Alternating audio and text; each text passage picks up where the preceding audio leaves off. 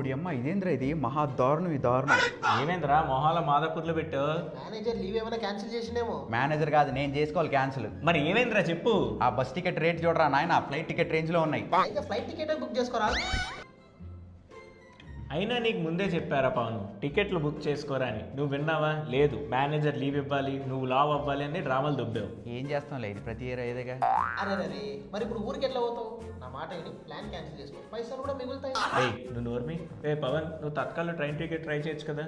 ఊరుకో తౌఫిక్ బాయ్, నీకు తెలియందా ఏంది, ఎంతమంది వెయిట్ చేస్తుంటారు, బొంగు కూడా దొరకవు. ఓ పని చేయ పవన్, లారీ ఎక్కివో, అది బెస్ట్. ఫుల్ స్పేస్ ఉంటే పడుకొని మరి పోవచ్చు. రే దానా నేను చంపేస్తా. ఒక పని చేయొచ్చు, మన మేనేజర్ కూడా ఊరికి కార్లో వెళ్తున్నాడు, సో నువ్వు కూడా మేనేజర్తో వెళ్ళిపో. ఇది బెస్ట్. రే నాకు ఫ్యామిలీ ఉంది, వాళ్ళని తీసుకెళ్ళాలి, కార్లో స్పేస్ లేదు. పాయింటే పాపం ఆయన ఎట్లా తీసుకోవతాడు పెద్ద మనిషి. రే నీకు అసలు విషయం తెలీదురా, అన్న దగ్గర 2 కార్లు ఉన్నాయి. ఒక కార్లో డ్రైవర్ని పెట్టేసి ఫ్యామిలీ అంతా పంపించేస్తాడు, ఇంకో కార్లో అన్న ఊరెళ్లే ముందు మన ఓరార్ దగ్గర ఏ విజయవాడ, ఏ కోదాడ, ఏ రాజమండ్రి అని చెప్పి బస్ టికెట్ రైలుకే ఎక్కించుకొని పోతాడు. రే తౌఫిక్, చంపేస్తారా నిన్ను. అసలు నేను ఎవరో తెలుసా? నా లెవెల్ ఏంటో తెలుసా నీకు? నాకు అన్నీ తెలుసు, మన పక్క టీం మెంబర్ చెప్పాడు. లాస్ట్ ఇయర్ నువ్వు వాడి దగ్గర ఎన్ని డబ్బులు దొబ్బావో కారు ఎక్కించుకోవడానికి.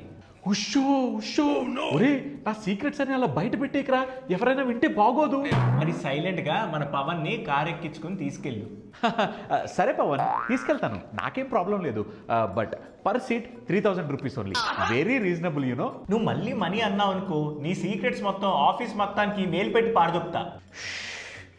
సర్లే తీసుకెళ్తాను, నీ వల్ల డబ్బులు బొక్క, బ్లడీ నాన్ సెన్స్. నవ్వుకోండి, బాగా నవ్వుకోండి.